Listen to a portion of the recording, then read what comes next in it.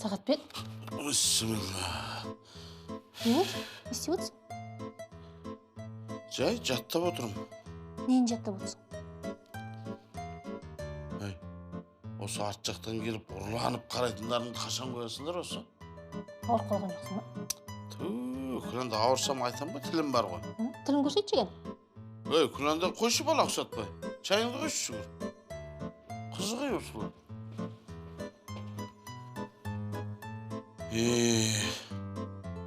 Ерпеңдеп жүріп ел ағасы бақ қалдық.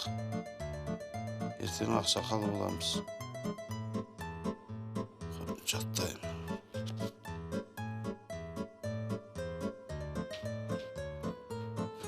Қайырлы таң, әке. Қайырлы таң.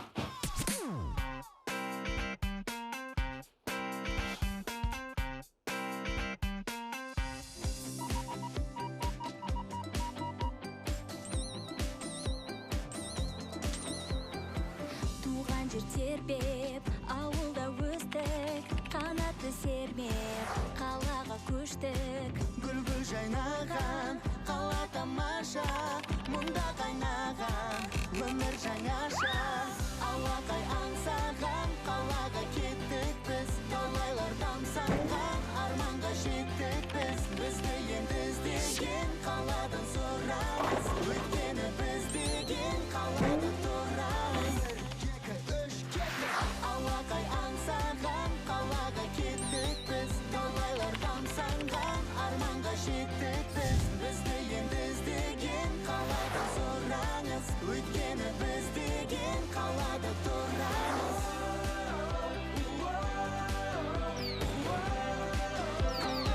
Қалада тұрамыз. Әкем қайда, шай әкелмей ме? Қазір келеді, алаңдамай шайларын іше беріңдер. Ол кісі ақсақалдың алғы шарттарын үйреніп жатқан шығар. Түсінбедім, қалай сонда? Бүгін тақия киді, ертең мәсі кет, ар күні шапан кет, одан кейін ақсақал болудың процесс жайлап көре береміз. Әкең естіп қалса, ренжиді білесің ғой мінезін. Ой, ренжімейді ол кісі, алтын кісі ғой. Кел, Сәке. Ас болсын. О, біз шайға отырған кезде көршілеріміз жөндеу жұмысын бастайды екен. Керемет. Иә, не деген бітпейін жұмыс, көңіліңе дыр-дыр. Соны айтам. Ай, балам, керек болғасын істеп жатыр да. Біреудің сыртынан үйтіп өзің білмегесін ғайбат айтуға болмайды. Әкеміз 180 градусқа бұрылып тұр. Солай сияқты. Иә. Дастархан басына не жыбыр-жыбыр, сыбыр-сыбыр. Ол да әдепке жатпайды. О, әке, тақияңыз құтты болсын. Рахмет. Бірақ құтты болсын деді, жаңа нәрсе айтады. Бұл ескі тақия ғой, әкімнен қалған. Әкеңізден қалған мұра болып тұр ма сонда? Солай десе де болады. Сонда атамыз тек тақияны ғана қалдырған ба? Неге тақияны ғана қалдырған? Анау үйдегі тұрған қара домбыра, анау өрім қамшы, сосын анау ескі қобдишаны да өз қолымен жасаған ғой, ұста болған ғой бір жағы. Соңғы өзі айтқан, осының бәрі кен осы Сағатбек баламның шаңырағында болсын деп аманат айтқан. Көрдіңдер ғой балалар, аталарың қандай күшті адам болған. Мал емес, мәдени мұра қалдырып отыр ғой. Дұрыс, несі бар? Аталарыңның көзі ашық, көкірегі ояу болған адам. 6 жасында араб тілін жатқа білген. 6 жасында? 9 жасында өзі ізденіп жүріп, біраз орыстың кітабын оқыған. Орыс тілін меңгерген. Тіпті мына қартайған осы өмірден өтердің алдында Қытай тілін жаттап үйреніпті ғой. Сонда ауыл таңғалған екен. Не деген білімдар адам. Сен осы аталарың өмірмен қоштасқанда бүкіл ауыл жылапты ғой. Білімдар, білімден айырылдық деп. Ой, о мықты кісі болған екен. Сосын ауылда менің әкем 3-4 суретке ең бірінші түскен адам екен. Ақ шіркін. Тый, мына ата-баба мақтаудан бар ғой. Әлем біріншілігі болса, сәке, сізге бар ғой мына жүлдені шаппай беретін шығар. Не айтпайсың? Аламыз немене? Осындай әулетке келін болғанға сен қуанбайсың ба? Сенің әулетіңде мұраға қалған не бар? Ана бір әжелердің бір аяғы сынған тігін машинен басқа дымда жоқ әулеттеріңде. Жыныма тимеші, а? Түй, мыналарда бар ғой. Әбден қашан бітеді дырылдатқандарына? Қауыс салып отырса да бітіретін уақыт болды ғой. Не деген адамдар ей? Қой, мынау UFC-ден асып кететін төбелестеріңіз көріп отырғанда сабақтан қалып қалармыз. Тұрайық кеттік. Ай, осы бұрышып тұрам екен дастархан басын. Әдеп қайда? Масқа әру керек, бата беру керек. Әке, ұзақ емес, бір қысқа метражды батаңызды беріңізші. Әйтпесе кешігеміз.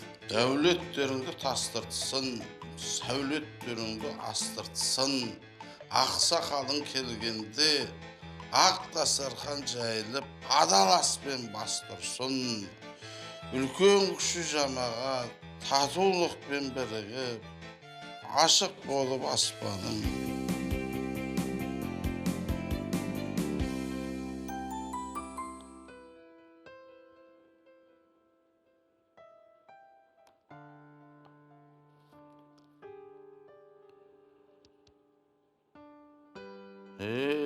Жарықты әкем ай.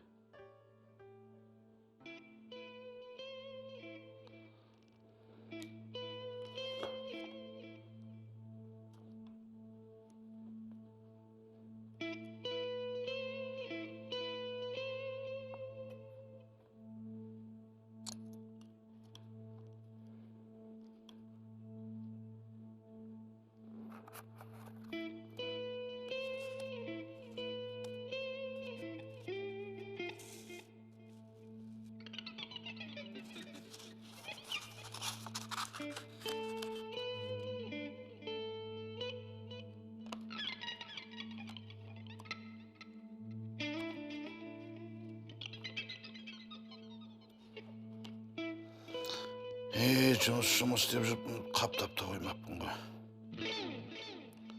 Әкесінен қалған бір жапырақ қағазға ие болмай, бізге неменеге ақыл айтады деп, балаларым сөкпесе болды ғой енді.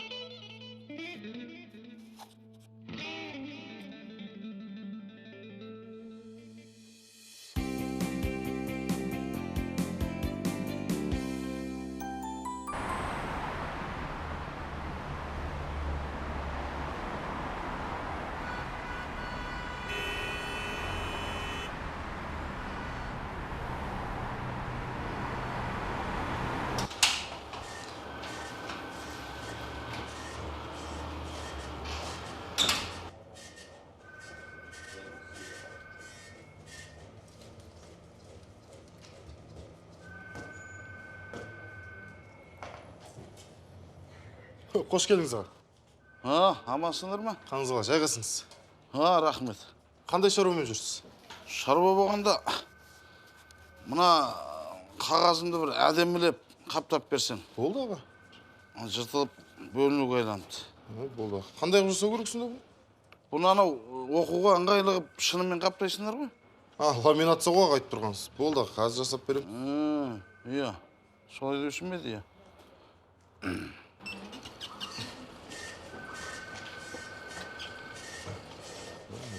Дайын болып жатыр. Сонда сіз аға төте жазуды танитын болып тұрсыз ғой, Мынау төте жазу ма? Иә аға, төте жазу ғой. Мен оны арабша екен деп жүрмін. Енді аға, арабша менен төте жазудың қазақша айтқанда түп тамыры бір ғой. Сен сонда төте жазу танитын болып тұрсың ғой? Иә аға, оқығанбыз ғой кезінде. Онда реті келгенде сұрайын, мына не жазылыпты? Оқпеш, бұл әкемнің қобдишасынан бердім. Біраз жылдар болды жатқанына. Жарайды аға, оқып берейін қазір. Түсінікті. Нағана бірінші бетінде шежіре жазылыпты. Мен де өзім солай ойлағам, иә. Ал мына екінші бетінде аманат қалдырыпты. Сағатбек деген кісіге. Сағатбек деген мен ғой. Сіз ба Сағатбек деген? Қандай аманат ол? Мал мүлкі жайында. Асы жайлауында Ес мырзаның жылқысында 40 бас жылқымыз бар депті. Ес мырзаның жылқысында? Бұл жайында білмеуші ме едіңіз? Білсем өстіп, пәтер жалдап жүруші ме едім? Тоқта, сен маған анықтап, бастан аяқ не жазылған анық оқышы маған. Жарайды, бұлай делінген аға. Мен Жолдыбайдың ұлы Мырзахан, ұлым Сағатбекке аманат етемін. Асы жайлауында Ес мырзаның жылқысында 40 бас жылқымыз бар депті. Ес мырзаның жылқысында 40 бас жылқымыз бар. Басы артық жеке малға үкімет қырын қарағасын, көзден таса жүрсін деп, асы жайлауындағы Ес мырза жылқышыға қосып қойғанмын. Керек кезінде өздерің барып санап аларсыңдар, деп жазыпты әкем. Мәссаған, сонда біздің 40 жылқымыз бар ма?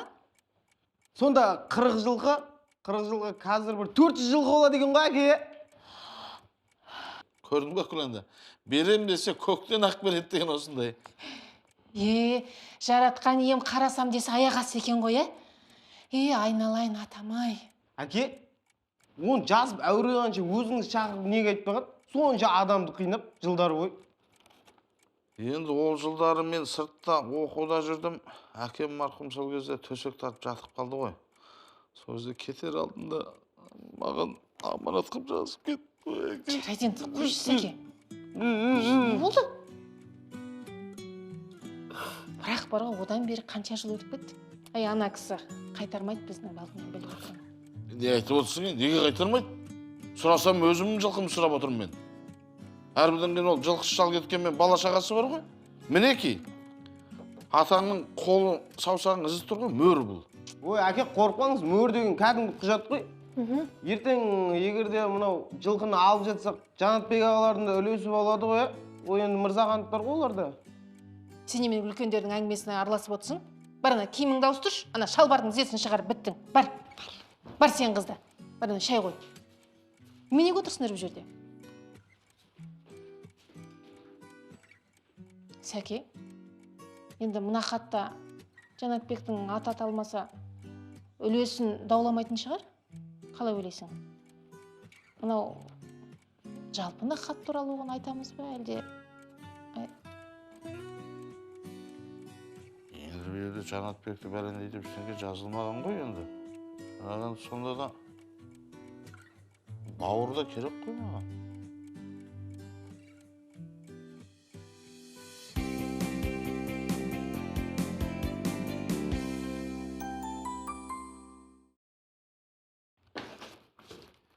Білесіздер ме?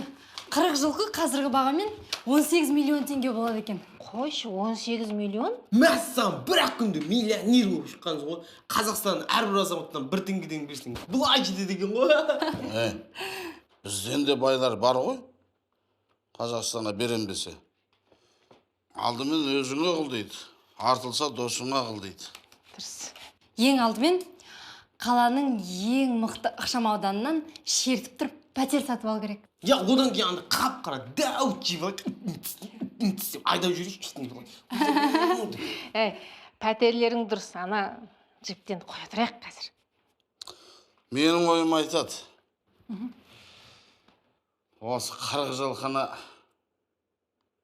еріп алдым айдап барып, ауылдан үлкен бір шаруа қожалығын ашсам.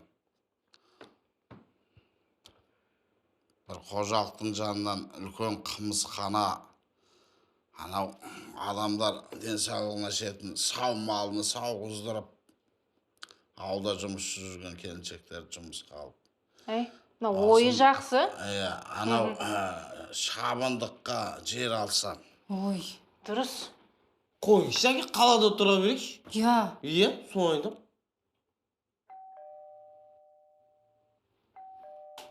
Мен ашып келген есік.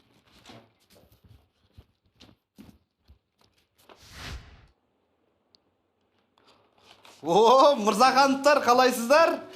саламатсыздар ма? Ай, күләнді, жылдамсың ау.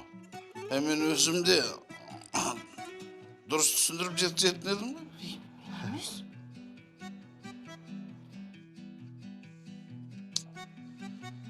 төрөтсіңдерші. Отырыңдар. Мына сізге, Ой, Айдана, мынау саған. Мынан шай қала салдым. Ой, рахмет. Негізі сыйлыққа әлі ерте сияқты ғой. Кісідегінің кілт аспанды деп айтпайтын бе еді? Сіздерге не болды? Бір миллион санап отырған кезде сүтлеріңізден түскендей болып тұрмыз ғой? Тыпыршып, не болып қалды? Бұлар қайдан жүр деп түсінбей қалдыңыздар ғой деймін. Чаға? Кеше бір жақсы той басқарып, содан бір олжалы келгем. Сосын ойладық, келгеннен кейін бір дұрыс сыйлықтармен келейік деп сөйтіп келсек, түсінбедім ғой, өзіңізбен өздеріңіз өркіп, біртүрлі болып отырсыздар.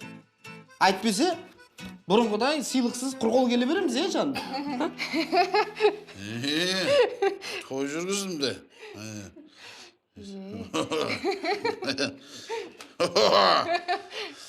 Сендер естімеген екенсіңдер ғой. Неменені? Сен қызым шайыңды қой, Жанатбек әңгіме бар. Қазір бастан аяқ дұрыстап түсіндірейін. Әкемнің көзі ғой.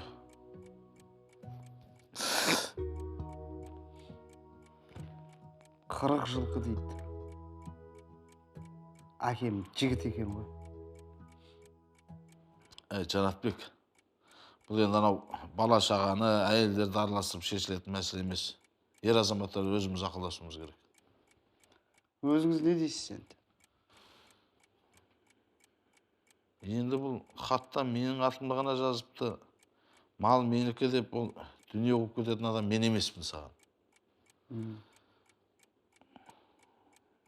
Мен енді айтатыным 70-те 30 ғой. 70% менікі, 30% сенікі. Қойшы.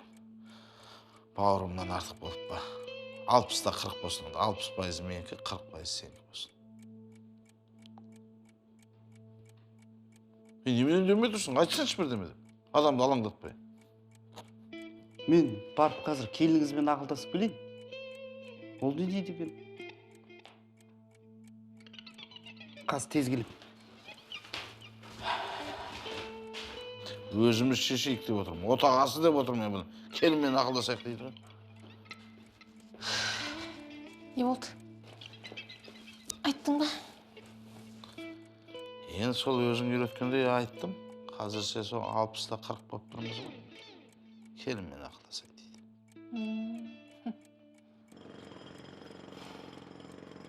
Ой, мыналар немен етегі? Қазақстанның картасын қабырғасын ойып жатса да бітетін уақытысы болды ғой бұлардың, не деген?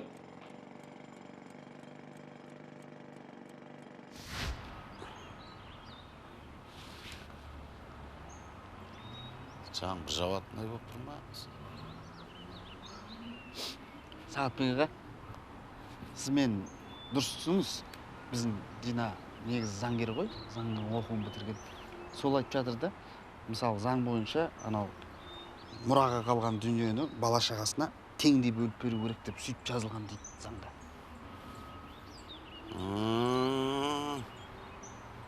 Келін солай деп отыр ма?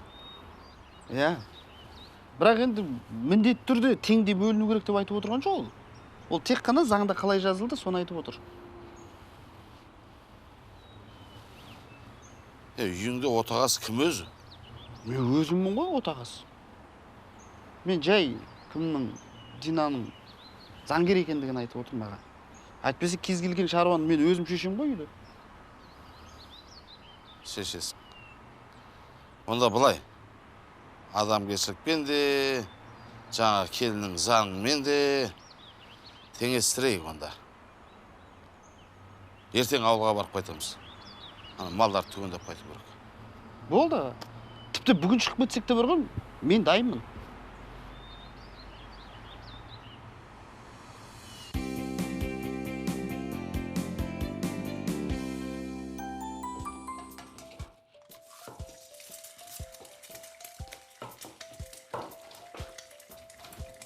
Апа, Ау, не істеп отырсыздар? көріп тұрсың ғой, жет-жетпек пісіріп жатырмыз. Апа, осының аты жай үшін жетшелік бәлде, шынымен жетеу болу керек. Енді ат айтып тұр ғой, жетеу болу керек. Жетеу? Сіздер ренжімеңіздер, адасып жүрсіздер. енді 7 шелпек пісірем дейсіздер де 9 шелпек пісіресіздер. Одан кейін 11-12 барып, алдында 20 шынап тұтсаңыздар. Мына артылған қамырды далаға лақтырып тастаймыз ба? Кішкене басыңмен ойлансаңшы. Енді 7 шелпек па? 7 шелпек пісірулеріңіз керек қой. Енді әкеңнен қалған миды сен же. Мен тойып тұрмын. Рахмет. Қазір оқтамен бір қоямын. Болды. Жанатбек ағалардың хабары бар ма, жеңге? Әй, олар жолда ғой. Түнде келетін жария. Ертең келеді олар. Неге қайта-қайта сұрай бересің, а? Жол алыс. Олар жетеді. Содан кейін ана кісілермен жолығады. Амандасады, сөйлеседі. Содан кейін барып мән-жайды түсіндіреді ғой. Енді ол түсінікті ғой. Барғаннан кейін амандасып, сөйлеседі. Барғаннан кейін үндемей бетіне қарап тұрмайды. Айтпақшы, апа, ана 40 жылқыны алдық деген хабар келсе бар емес па? Мен ұбытға дайындалмай-ақ қойыншы. Бізде ақша көп қой, ақыл оқи сал. Әй, баламай. Ол мал келсе, әр қайсының орны бар ғой. Міне, мына Диналарда жер алып үй саламыз деп отыр біз сияқты. Бой жетіп отырған қызымыз бар. Оның жасауы бар. Бәрі қып-қызыл ақша ғой, балам ау. Я дұрыс айтасыз ба? Қыз деген қып-қызыл шығын ғой бір жүрген. Енді оны мен ойлап тапқан жоқпын ғой. Қазақтың салты ғой. Айдананың өзі бір 5-6 жылқының басын су құяйын деп отыр десеңізші. Дүние-ай, бергендігі барды жеп өскен ол деген бір момын халықпыз ғой. Қайтейін. Арман осындай сөздерді қайдан тауып алады? Қазақтың сөздері ғой. Не болды? Пісті ме?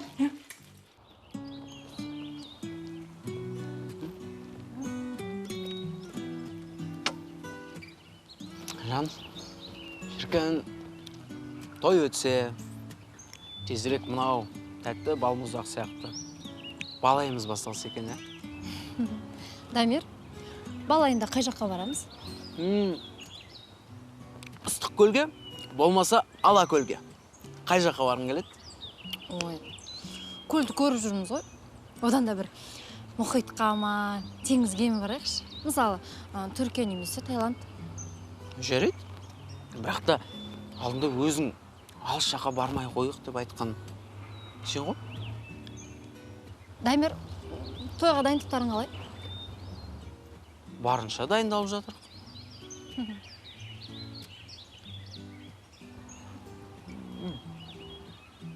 Құпия болмаса, қалмалға неше келесіңдер? Енді көп алып келмей-ақ қойыңдар. Біздің де қайтарымыз бар, қиналып қаламыз. Ең бастысы екеуміз бақытты болсақ болды ғой деп астарлап айтқан өзің ғой. Сол себептен орташа. Мен ол кезде қалжыңдап айттым. Қазір көп әкеле беріңдер. Біздің жақтың қайтарымы жақсы болады. Бізде де бар ғой? Сіздер жақ доллардың бағамы сияқты бағасы өзгеріп тұра береді екен, ә? Қалжың жағымыз. Қалжыңдайтын түк те көріп тұрған жоқпын. Сосын ана тойды жақсы бір элиталық тойханаға жасаңдар. Ертең бір дәмханада отырмайық. Менің де ұзатуым сонда элиталық күшті жерде өтеді.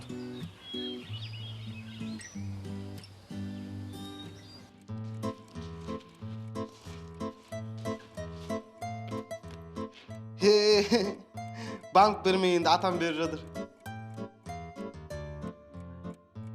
Мына бір төрде тұрсын, жарқырап тұрсын да.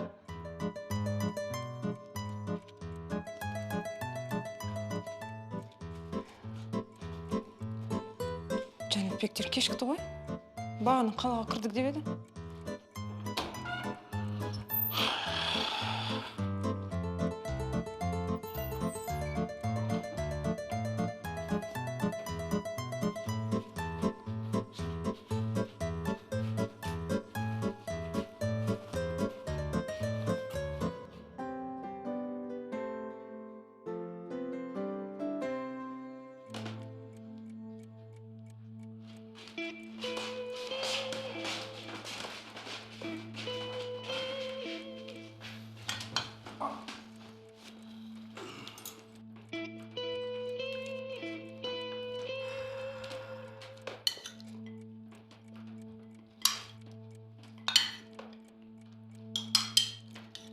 Özüm salam.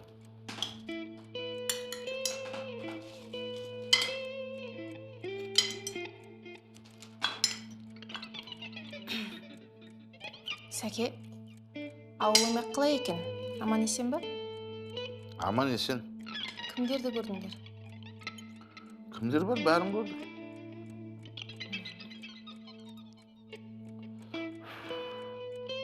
Жанатбек, ауылымақ қалай? Аман есен бе? Аман есен. Кімдерді көрдің? Кімдер бар? Бәрін көрдік.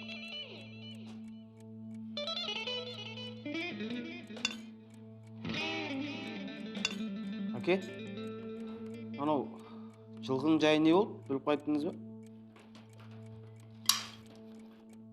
Жылқы жоқ. Қалай жоқ? Сен кеше хабарласып, баласы да жылқышы екен деп жатыр едің ғой? Иә, жылқышы екен кезінде. Жеңеше, әңгіменің қысқасы мынандай ғой. Кезінде ол кісі жылқышы болыпты. Колхоздың жылқысын баққан екен. Біздің әкеміз сол кісіге жылқысын қосыпты. Кейіннен колхоз тарағаннан кейін өздері малдың басын жеткізе алмай қарыз болып, елдің жылқысы, біздің жылқы не керек, бәрін колхозға өкіметке беріп тыныпты ғой сөйтіп. Қызық екен ғой. Ана аманат жазылған хатты көрсеттіңдер ма? Ha? Не дейді? Баласы не деуші еді? Мен сізден мал алып бердім дейді. Алса әкем маған шығар, әкемнен сұраңыз дейді. Ол әкесі ана жақта.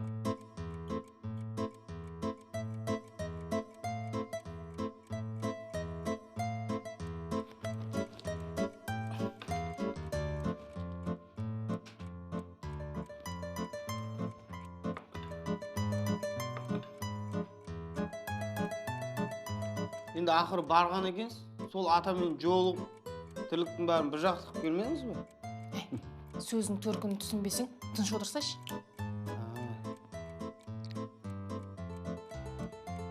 Әке, енді не істейміз? Естуші едік. 40 жылқыны ұмытып, бұрынғыша өмір сүре береміз. Мырзахановтардан миллионер шықпады. Балам, бұл да бізге бір берген сынақ шығар. Бір жағы осының арқасында есеп қисайып жасаймыз деп, арамызға сызат түсіп кете жаздады.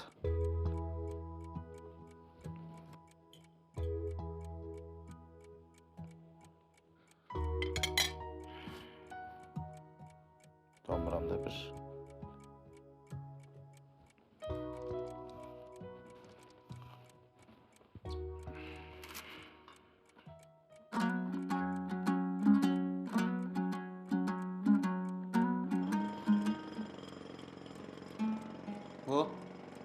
Мына көршілер де оянды.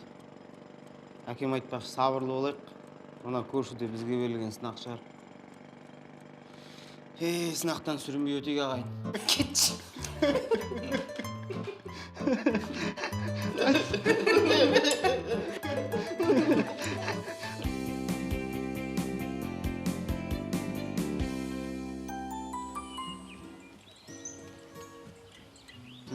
Жан?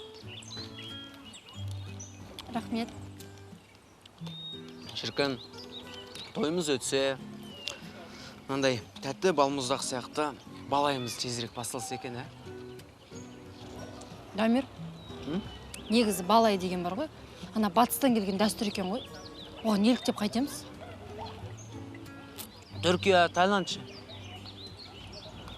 Артық шығынданып қайтеміз. Сосын қалмалықта айтарлықтай көп әкелмей қойыңдар. Жұртпен жарысамыз ба? Ең бастысы, екеуміз бақытты болсақ болған. Арманға жеттік біз, бізді енді іздеген қаладан сұраңыз, өйткені